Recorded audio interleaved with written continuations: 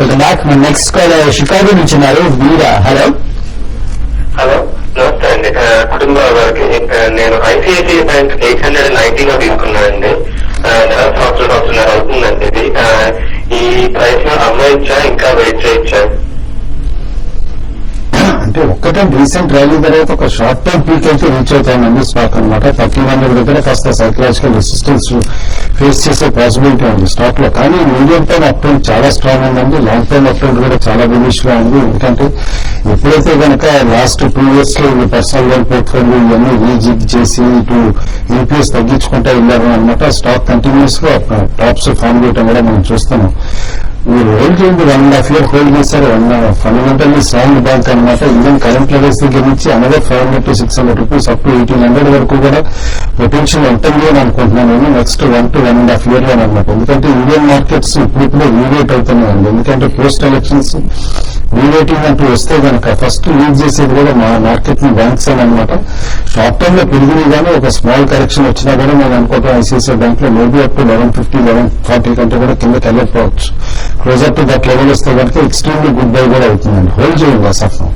Okay, next Hyderabad నుంచి గాయత్రి గారు line లో ఉన్నారు. హలో సార్, గుడ్ మార్నింగ్ అండి. Good morning. సార్, నేను యునైటెడ్ స్పిరిట్స్ 2520 లెవెల్ లో ఒక 50 షేర్స్ బయింగ్ చేశాను ఫర్ షార్ట్ టర్మ్ అండి. అండ్ సన్ ఫార్మా వచ్చేసి 580 లో తీసుకున్నాను. ఇది long term purpose 1 year or 2 years purpose కోసం తీసుకున్నాను. ఇది హోల్డ్ చేయొచ్చా, లేకపోతే కరెక్షన్ యునైటెడ్ స్పిరిట్స్ కానీ సన్ ఫార్మా? మీరు రెండు కూడా ఏంటంటే రీసెంట్ గా తీసుకున్నట్టున్నారు అండి. ఏదైనా రెండు కూడా యునైటెడ్ స్పిరిట్స్ అయితే షార్ట్ టర్మ్ కోసం అంటున్నారండి. డెఫినెట్ గా షార్ట్ టర్మ్ ట్రెండ్ అయితే లాస్ట్ వీక్ మనకు కొంచెం దీంట్లో అప్ ట్రెండ్ వచ్చింది. ఈ అప్ ట్రెండ్ అనేది ఇంకా కొనసాగే అవకాశం ఉందండి. 2800 ఆ లెవెల్ కానీ బ్రేక్ కాకుండా ఉంటే దానిపైన కానీ సస్టైన్ అయితే మాత్రం డెఫినెట్ గా యూఎస్ కి వెళ్ళి 3200 దాకా నెక్స్ట్ 2 to 3 months లో పెరిగే అవకాశం ఉంది. కాబట్టి మీరు హోల్డ్ చేయమని చెప్తాను. సంతానం మీరు లాంగ్ టర్మ్ కోసం డెఫినెట్ గా హోల్డ్ చేయొచ్చండి. రీసెంట్ గా మనం చూసాం రాన్ బ్యాక్స్ వీళ్ళు. కాబట్టి ఇవన్నీ దృష్టిలో పెట్టుకుంటే లాంగ్ టర్మ్ కు డెఫినెట్ గా సంతానం మంచి రిటర్న్ ఇచ్చే అవకాశం ఉంది. డెఫినెట్ గా హోల్డ్ చేయాలి. రెండు స్టాక్స్ కూడా మీరు ఏదైనా షార్ట్ టర్మ్ కి హోల్డ్ చేయొచ్చు, లాంగ్ టర్మ్ కి హోల్డ్ చేయొచ్చు. బట్ కొంత మాత్రం యునైటెడ్ స్పిరిట్స్ లో ఇమీడియట్ అయితే మాత్రం కొంచెం ఒక చిన్న కరెక్షన్ వచ్చే అవకాశం ఉంది. 50 నుంచి 60 రూపాయల కరెక్షన్ వచ్చి రావచ్చు. 2720 ఆ లెవెల్ దాకా రావడానికి అవకాశం ఉందండి. ఓకే, విజయవాడ నుంచి కుమార్ గారు లైన్ లో ఉన్నారు. Hello sir, good morning. Daily investment 62 లో ఇస్తామండి. వెయిట్ చేయొచ్చా, లేకపోతే ఇమీడియట్ అనుకోవచ్చా? ఓకే, హోల్డ్ చేయమంటారండి. ఇన్ఫాక్ట్ మాన్సూన్ ఎప్పుడైతే వీక్ గా ఉంటుందో వీరంతా కూడా ఇటు స్ప్లిట్ ఇరిగేషన్ ఇలాంటి కంపెనీస్ అన్ని కూడా బాగా పర్ఫార్మ్ చేస్తాయి. నేను అనుకోవటం ఈ ఫిటాల్ మాన్సూన్ ఈసారి వీక్ గా ఉండేటట్టయితే కనుక జూన్ కి నెక్స్ట్ ఇయర్ మెయిన్ పీరియడ్ కావచ్చు, 2014-15 అనమాట. ఎందుకంటే కంపెనీ ఆల్రెడీ రీస్ట్రక్చరింగ్ కూడా అయిపోయింది. హోల్డ్ చేయమంటే ఇన్ఫాక్ట్ జైన్ లో డీవీఆర్ కూడా అవైలబుల్ ఉందండి. కాబట్టి మీరు లాంగ్ టర్మ్ కి 2 years హోల్డ్ చేస్తానంటే క్యాష్ లో ఉన్న స్టాక్ అమ్మేస్తానంటే డీవీఆర్ బై చేయమని చెప్పేసి కూడా చెప్తాను. ఓకే, మెయిల్ చూద్దాం. ప్రసన్న ఏలూరు గారు మెయిల్ చేశారు.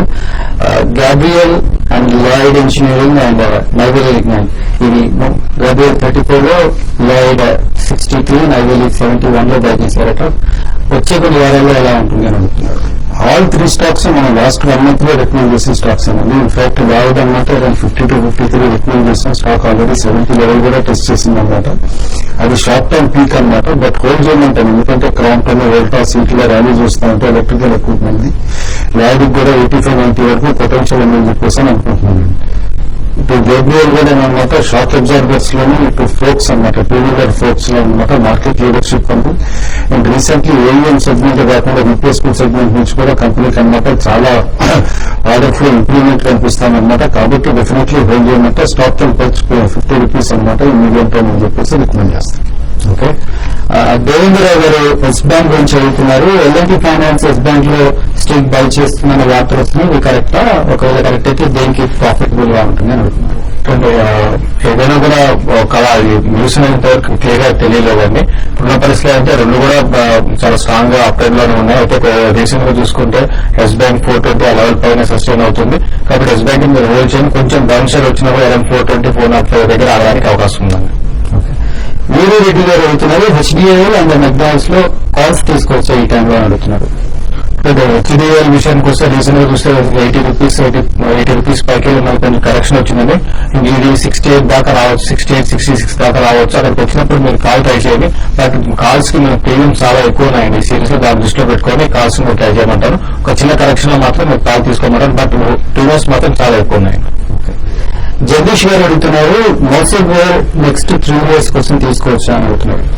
హ్యూజ్ లాసెస్ ఉన్నాయి. ఎప్పుడైతే కంపెనీ సోలార్ ప్యానల్స్ లోకి ఇందులో డైవర్సిఫైందనమాట, మార్జిన్స్ లేకుండా అనమాట బాగా పడిపోయింది. Unless some permanent or debt restructuring అంటూ కనిపిస్తేనే కనుక కంపెనీ పర్ఫార్మ్ చేసే పాసిబిలిటీ ఉంది. ప్రిఫర్లీ దానికంటే బెటర్ స్టాక్స్ చాలా ఉంది. 2 to 3 years హోరైజన్ పెట్టి బై చేద్దామంటే అవాయిడ్ చేయమని చెప్పేసి చెప్తాను మోజర్ గారు. ఓకే, జగన్నాథ్ నాయుడు గారు అడుగుతున్నారు, GMR infra IDFC for next 6 months రెండు కూడా బై చేయొచ్చు అండి. ఐడిఎఫ్సి అండ్ జిఎంఆర్ ఇన్ఫ్రా రెండు కూడా నెక్స్ట్ 6 months కి మంచి రిటర్న్ రావడానికి అవకాశం ఉన్నాయి. రెండింటిలో మరి ముఖ్యంగా జిఎంఆర్ ఇన్ఫ్రా మంచి బ్రేక్అవుట్ వచ్చింది. నెక్స్ట్ 6 months లో అరౌండ్ 40-45 రూపీస్ లో టెస్ట్ చేసినా కూడా ఆశ్చర్యపోనవసరం లేదండి. ఓకే, సో కుటుంబ విధాల మార్కెట్ పరిస్థితులు రేంజ్ బాండ్ ఉంటుందండి. మార్నింగ్ చూసాం మనం అనమాట. ఏదైతే SGX Nifty 992 ఉందో అది పెద్ద కన్సిడర్ చేయకూడదు మనం. ఎందుకంటే కనుక వెనస్డే నాడు మార్కెట్స్ క్లోజ్ అయినప్పుడు అనమాట మనకి 68.40 దగ్గర అట్లా క్లోజ్ అయింది. ప్రీమియం అప్పటికే 60 points ప్రీమియం ఉంది బి సిరీస్ అనమాట. ఫ్యూచర్స్ లో దాదాపు 6900 దగ్గర ట్రేడ్ అవుతుంది. కాబట్టి ఈ కరెక్షన్ అన్నా కూడా ఈవెన్ స్పాట్ నిఫ్టీ అనమాట ఈవెన్ వెనస్డే కంటే కూడా కాస్త హయ్యర్ సైడ్ ఉంటుంది అనమాట. అది గమనించాలి చాలా మంది అనమాట viewers. But weekend factor definitely play చేస్తుంది. పొజిషన్స్ క్యారీ చేయడానికి చాలా మంది హెసిటేట్ చేయొచ్చు. ఎందుకంటే వొలటిలిటీ ఇండెక్స్ కూడా హై ఉంది అండ్ రోల్ ఓవర్స్ కూడా చాలా తక్కువ ఉన్నాయన్నమాట. 3 month రోల్ ఓవర్స్ చూస్తే దాదాపు 25% తక్కువగా ఉన్నాయన్నమాట. అంటే చాలా మంది కాషియస్ గా ఉన్నారు. కాబట్టి మార్కెట్ 68.50 to 69.25 రేంజ్ లో వాళ్ళ మూవ్ పాసిబిలిటీ బ్రేక్ గా కనిపిస్తుంది. 68.50 అంటూ బ్రీచ్ అయితే down side short term positions cut చేసుకుని మళ్ళీ రివ్యూ చేసుకోవచ్చు. Okay, thank you very much Kutumba గారు. Thank you very much Sashi గారు. ఇది బిజినెస్ బ్రేక్ఫాస్ట్.